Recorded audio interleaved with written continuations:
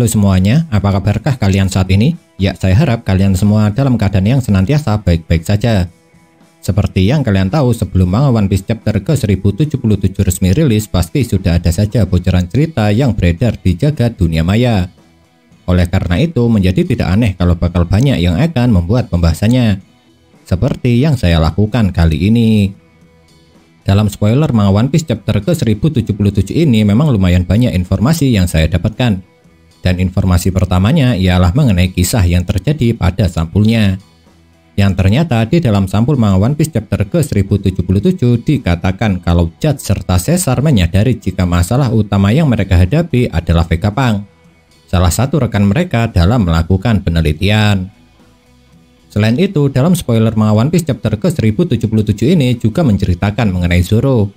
Zoro yang tengah bertarung dengan salah satu Seraphim, yaitu Seraphim S-Hawk yang memiliki wajah seperti Mihawk, guru pedang dari Zoro sendiri.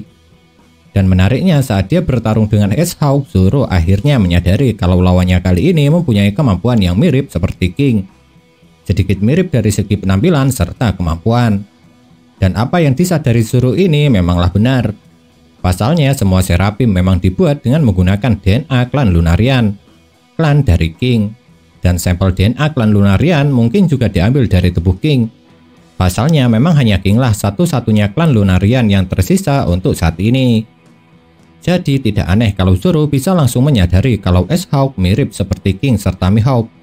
Soalnya dia sudah pernah bertarung dengan kedua orang itu. Yang tentunya pendekar tiga pedang kita ini sudah sangat mengenali karakteristik dari King serta Mihawk. Dalam spoiler manga One Piece chapter ke-1077 ini, selain menjelaskan mengenai Zoro, kita juga mendapat informasi tentang bagaimana keadaan di tempat kelompok Nami, Usopp, serta Lilith. Pada awalnya dikatakan kalau Lilith memang berencana untuk menghadapi Snake. Makanya dia langsung menyerang Snake dengan menggunakan senjata bubble gun-nya. Tapi sayangnya serangan yang dilancarkan oleh Lilith itu bisa dengan mudah dihindari oleh Snake. Dan saat dia menghindari serangan dari Lilith inilah Snake melancarkan sebuah serangan.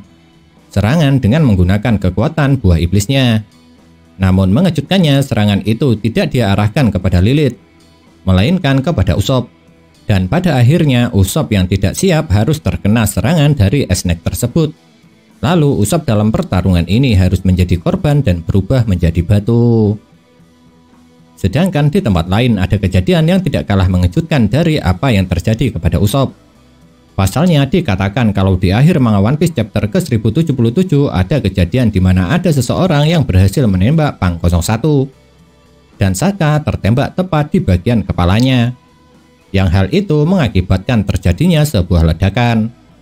Memang benar untuk sekarang kita masih belum tahu apakah Sokka akan tewas apa tidak dalam kejadian ini. Namun besar kemungkinannya jika Pang 01 ini akan berakhir tewas setelah terkena tembakan tepat di bagian kepalanya.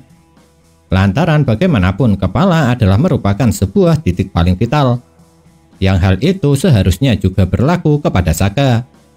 Walaupun dia hanya sebuah klon satelit ciptaan Dr. Vegapunk saja. Nah, itulah yang dapat saya sampaikan dari bocoran cerita atau spoiler manga One Piece chapter ke-1077 ini. Dan meskipun pembahasannya sangat apa adanya, saya tetap berharap kalau konten ini bisa sedikit memuaskan rasa penasaran kalian.